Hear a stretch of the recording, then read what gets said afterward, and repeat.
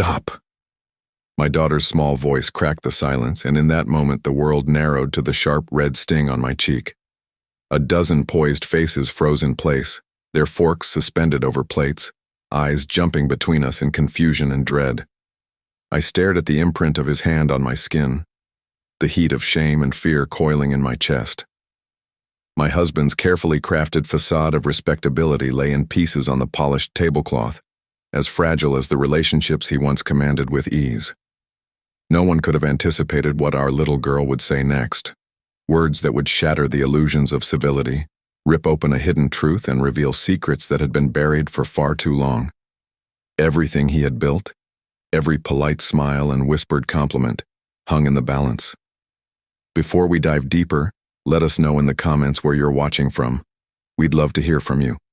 And don't forget to hit that subscribe button so you never miss any of our upcoming videos. But who is this family? And why was this dinner so tense? Why did my husband snap in front of everyone, knowing it would stain his image? And what could my daughter possibly know that's so dangerous it would silence a table full of adults? That night, before the guests arrived, I had caught Richard whispering urgently to his brother on the porch. Hours earlier, I'd noticed my daughter sitting quietly at the top of the stairs listening to a late-night conversation she wasn't meant to hear. I didn't know it then, but she had already uncovered something. Something that, if spoken aloud, could undo not just a marriage, but an entire legacy. Richard Wallace was the kind of man people admired before they truly knew him. To our neighbors in Greenville, South Carolina, he was a devoted husband, a generous churchgoer, and a man who seemed to have everything under control.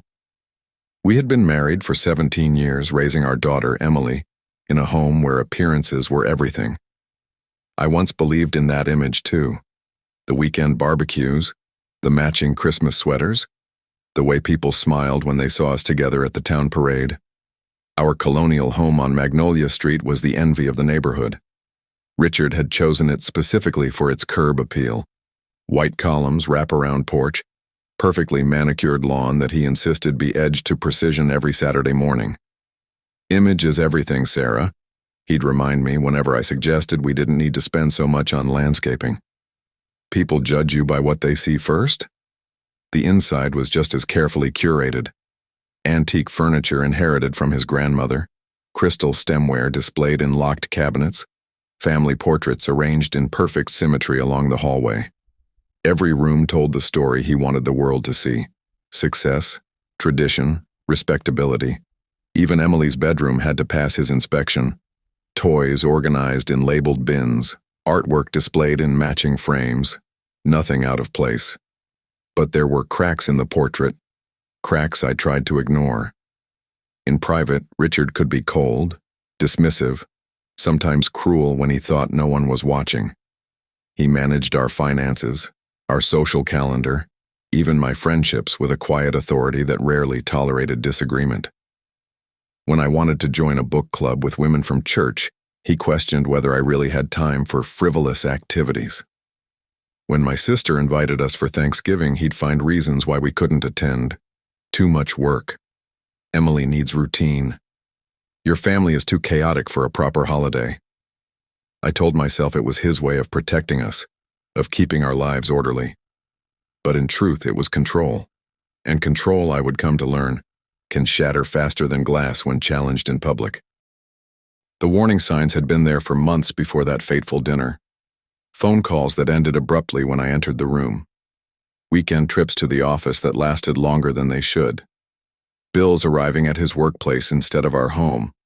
For security purposes, he explained. Even his sleep patterns had changed. I'd wake in the middle of the night to find him standing at the bedroom window, staring out at the street as if watching for something.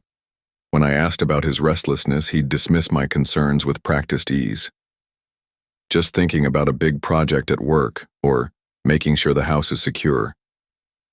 But his hands would shake sometimes when he thought I wasn't looking, and I'd catch him checking his phone obsessively throughout dinner. The weeks leading up to the Harrison family dinner had been particularly tense. Richard's mother, Margaret, had been calling more frequently, her voice tight with concern. She'd asked to speak with me privately, wondering if everything was all right at home. "Richard seems different lately," she'd say carefully. "Is he sleeping well? Eating properly?" I'd reassure her that everything was fine, but even I was beginning to doubt my own words.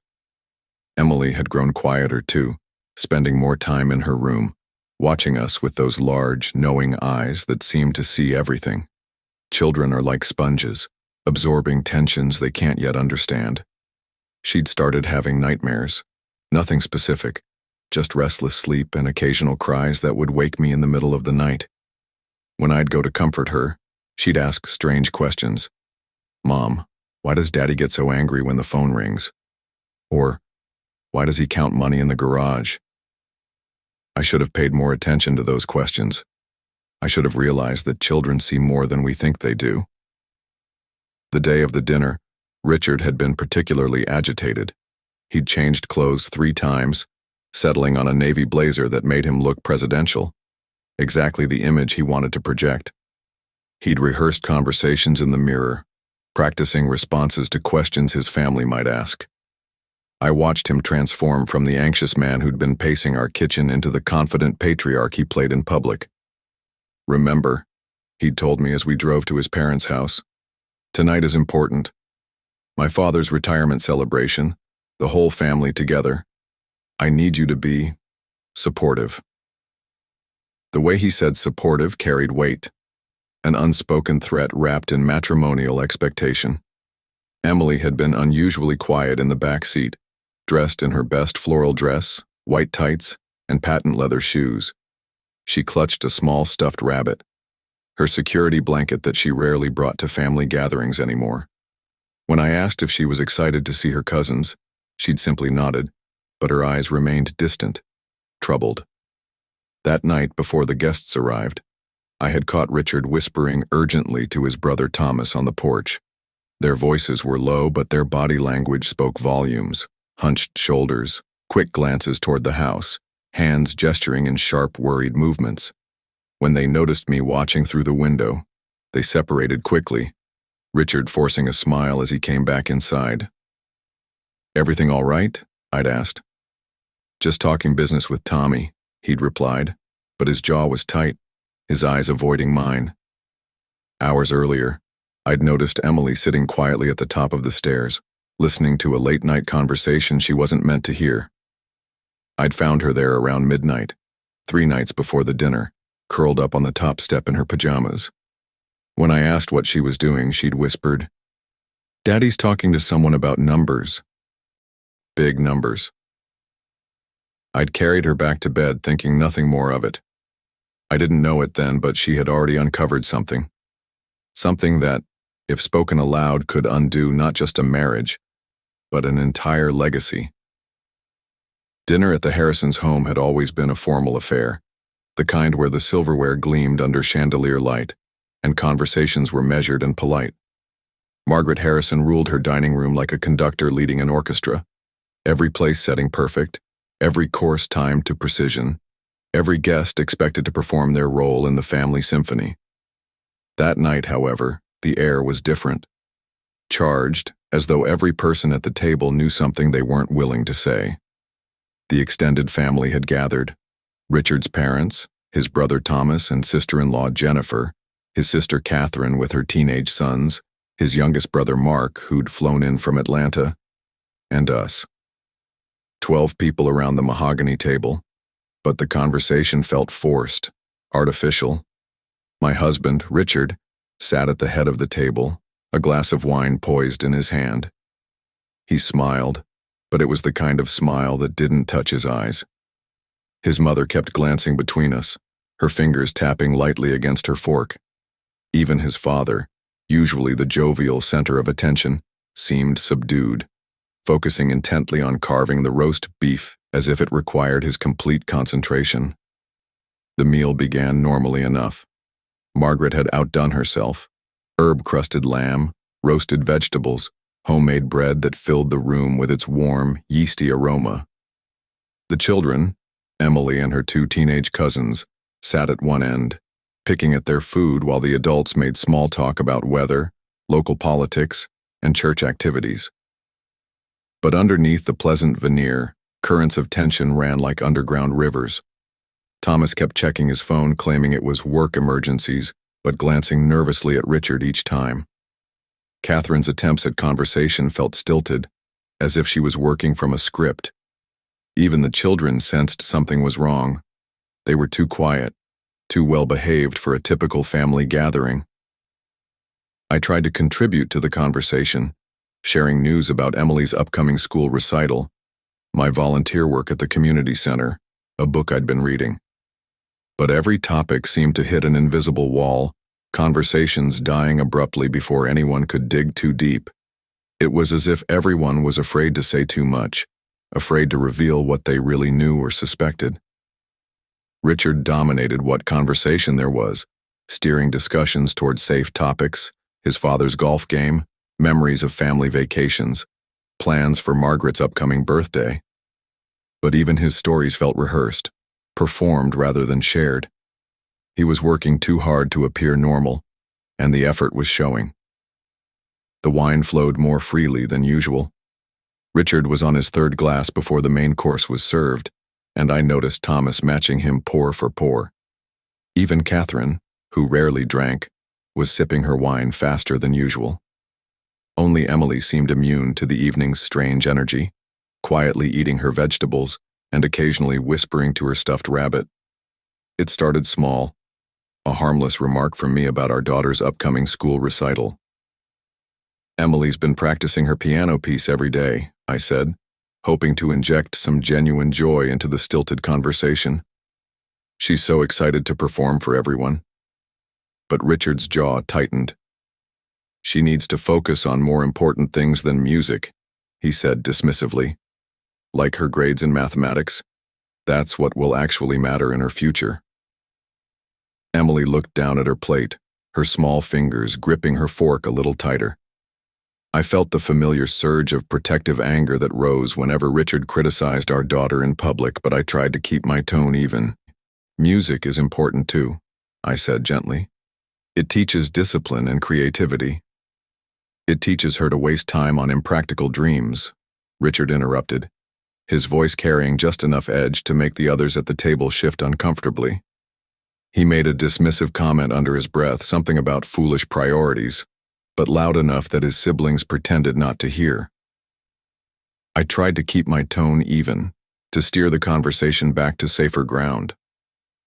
"Well, we're very proud of her progress," I said, reaching over to squeeze Emily's hand. "Aren't we, sweetheart?" But Richard pushed again, this time louder, making a joke at my expense. "Sarah's always been too sentimental about these things. She thinks everyone deserves a participation trophy." A few family members chuckled nervously, but the laughter felt hollow, obligatory. Thomas cleared his throat and tried to change the subject. "Speaking of accomplishments, Dad, tell us about your fishing trip last weekend." But the tension had already taken root, spreading like spilled wine across white tablecloth. Richard wasn't finished. He launched into a story about a colleague's daughter who'd wasted years studying art before coming to her senses and pursuing business instead. His tone was pointed, directed at me and Emily, meant to reinforce his perspective on practical life choices. Margaret tried to interrupt with offers of more wine, more food, anything to redirect the conversation, but Richard was gaining momentum. "The world doesn't care about your feelings or your hobbies," he continued, his voice growing louder. "It cares about results, about success you can measure, about providing for your family instead of indulging in fantasies." The room had grown quieter, the forced chatter dying away as everyone focused on their plates. Emily had stopped eating entirely, her eyes fixed on her father with an expression that seemed far too mature for her 8 years. Catherine's teenage sons exchanged glances, recognizing adult conflict, even if they didn't understand its source. That's when I made my mistake. I should have let it go, should have nodded and changed the subject like I'd done so many times before. But something in me snapped. Perhaps it was the way Emily had flinched at his words, or the smug satisfaction in his voice as he delivered his lecture, or simply the accumulation of 17 years of similar moments.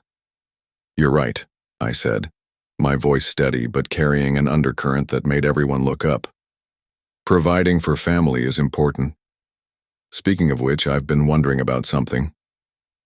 Richard's hand tightened around his wine glass. This isn't the time. I mentioned something about the money missing from our joint account, I continued, framing it as a question but knowing full well the impact it would have. Only as a question, of course. I'm sure there's a perfectly reasonable explanation. The laughter died instantly.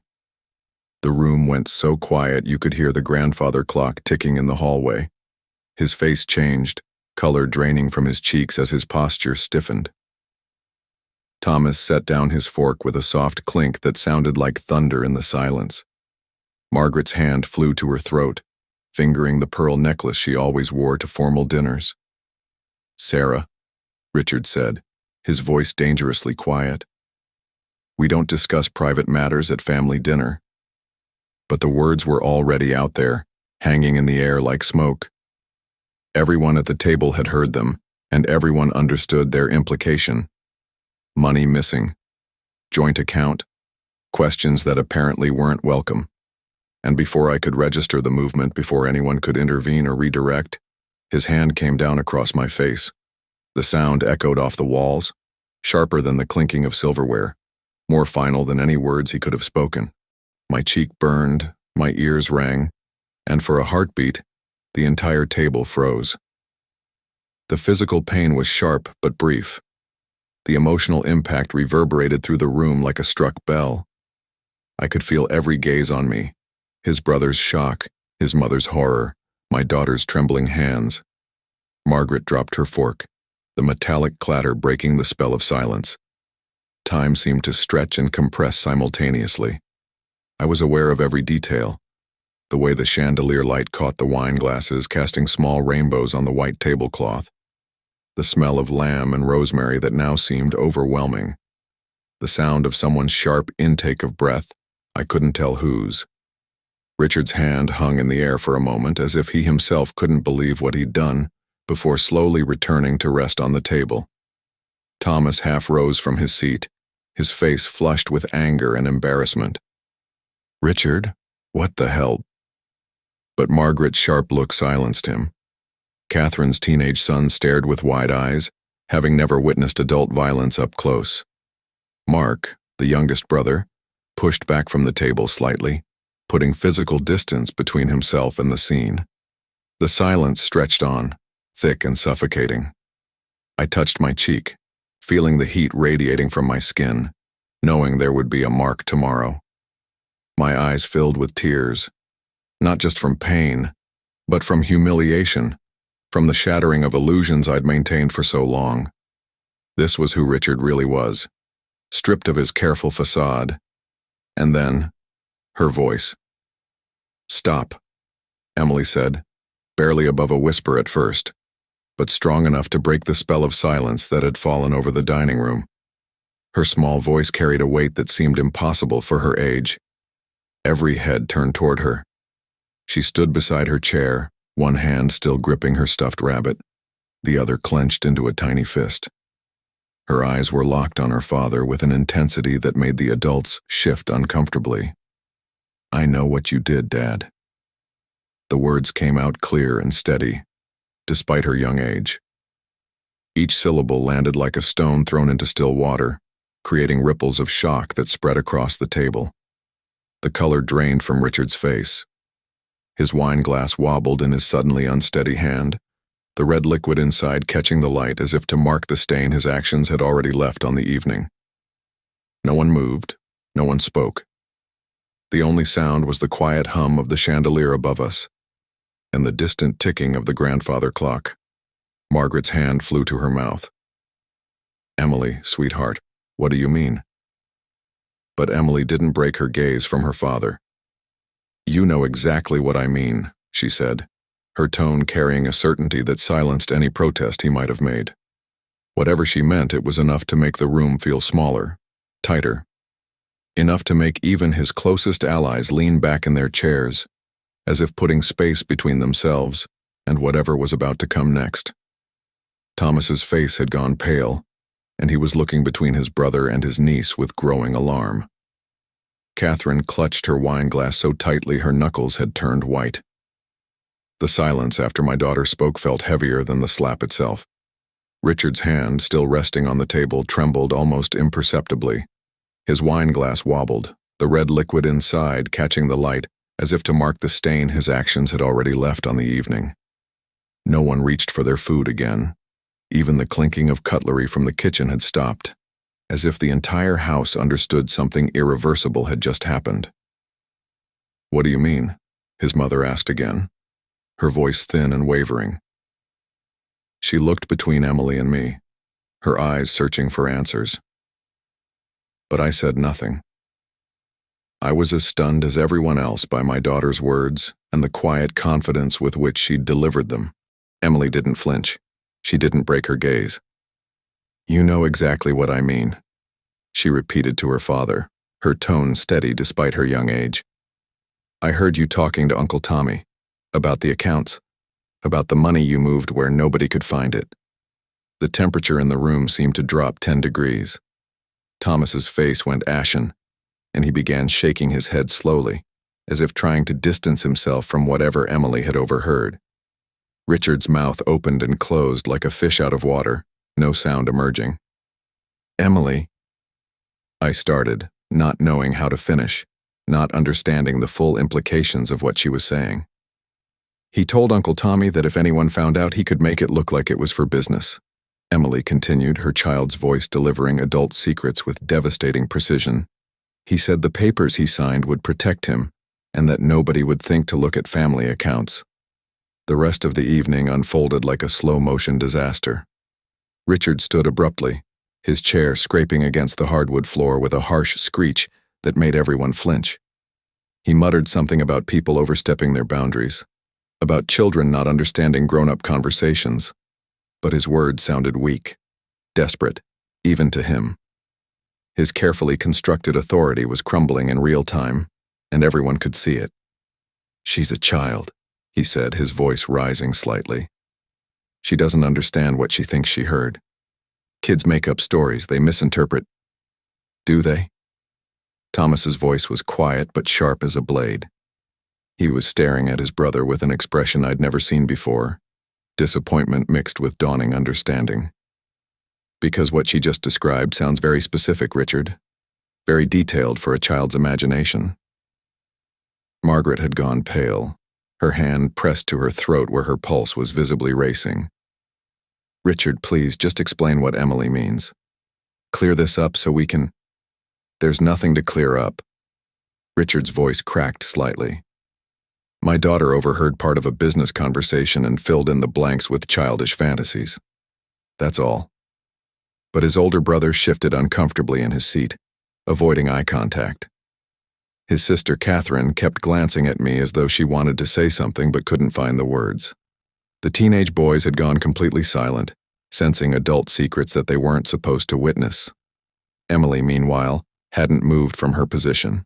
She stood beside her chair like a small sentinel, still clutching her stuffed rabbit, watching her father's desperate performance with those two knowing eyes. "Daddy," she said softly, and the single word carried more weight than Richard's entire speech. "I know about the other papers too, the ones you hide in the garage, behind the paint cans." The room went dead silent. Richard's face cycled through several emotions, fear, anger, panic, before settling into a mask of barely controlled rage. "That's enough," he said, his voice dangerously low. "You need to stop talking. Right now."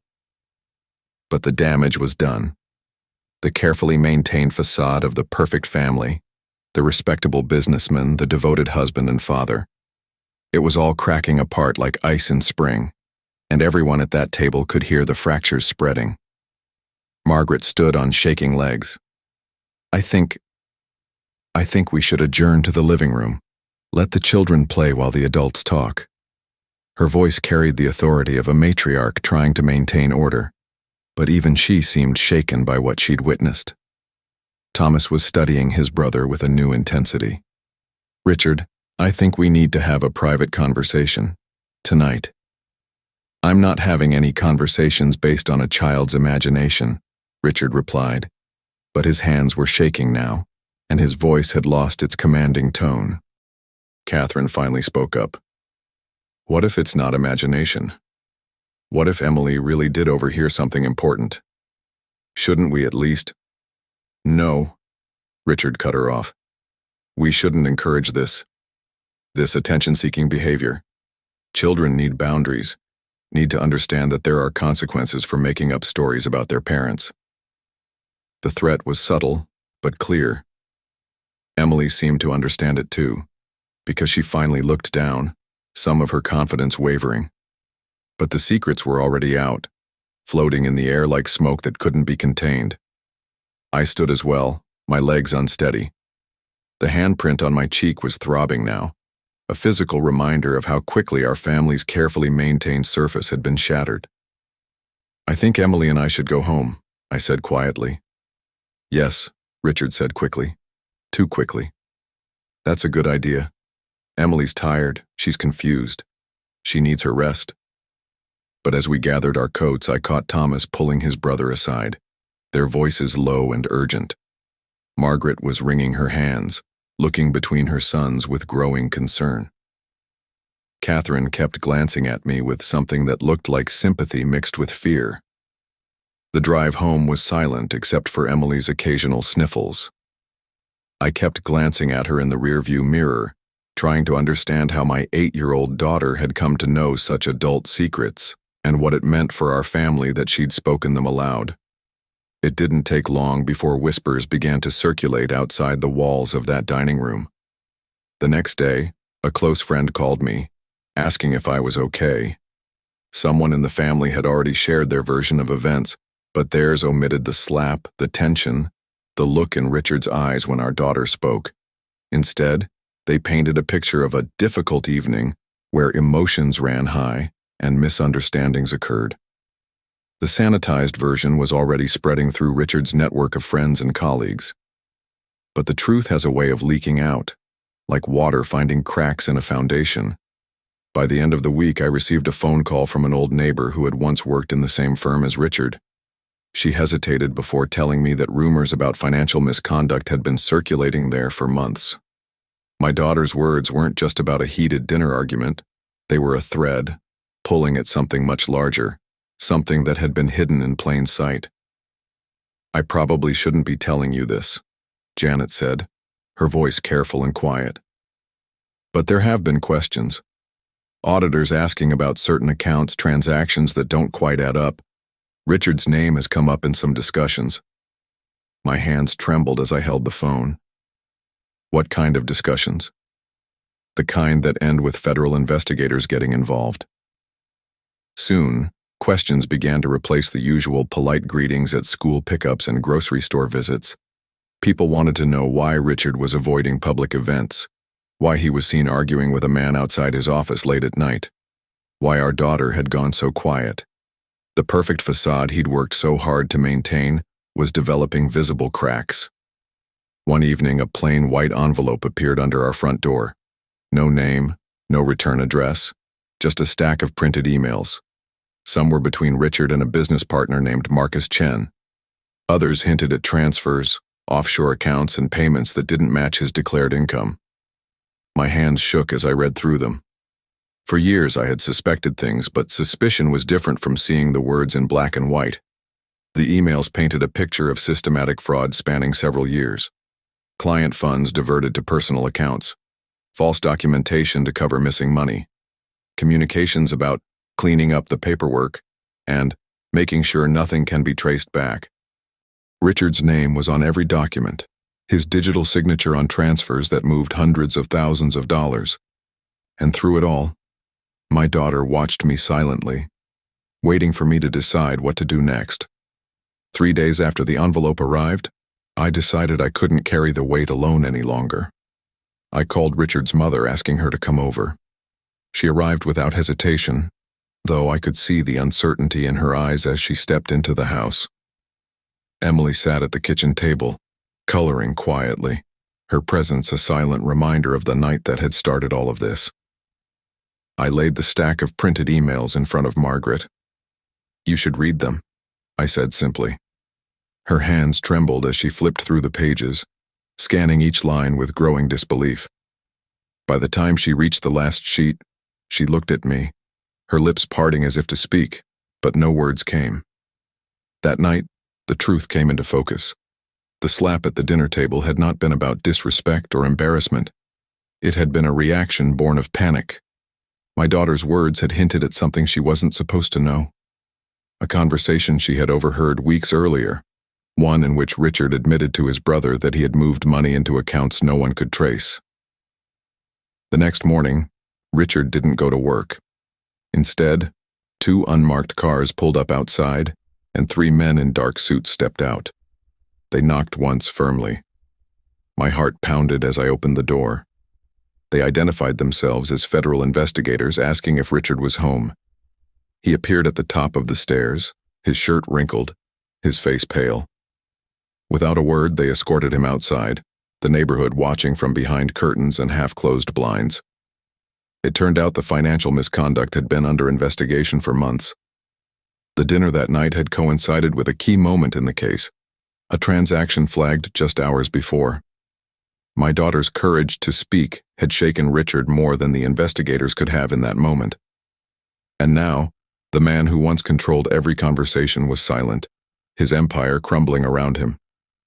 But even as they drove him away, one question lingered in my mind. Had my daughter truly understood the danger she had put herself in? Or was she protecting me in ways I couldn't yet see?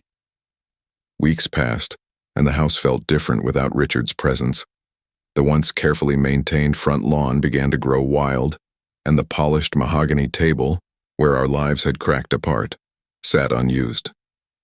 My daughter seemed lighter, though she never spoke of that night. I thought perhaps the worst was behind us, until the letter arrived.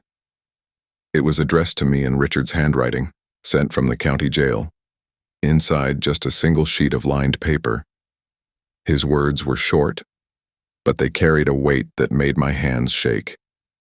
She knows more than she should. Be careful who you trust. There was no greeting, no signature, just that warning. I stared at the page for hours, my mind turning over every possibility. Had my daughter overheard something even deeper than the financial crimes? Something that could still put us in danger? One evening, as we sat on the porch watching the sun dip below the horizon, she turned to me and asked a question that stopped my breath. "Mom, if someone you loved did something really bad, but it was to protect you, would you still tell?"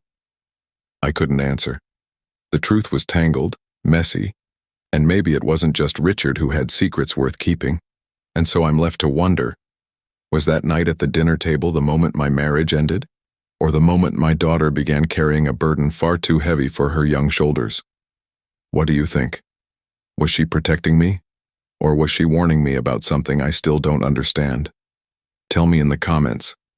And if you thought this was shocking, wait until you hear the next story I have for you. Subscribe so you don't miss it.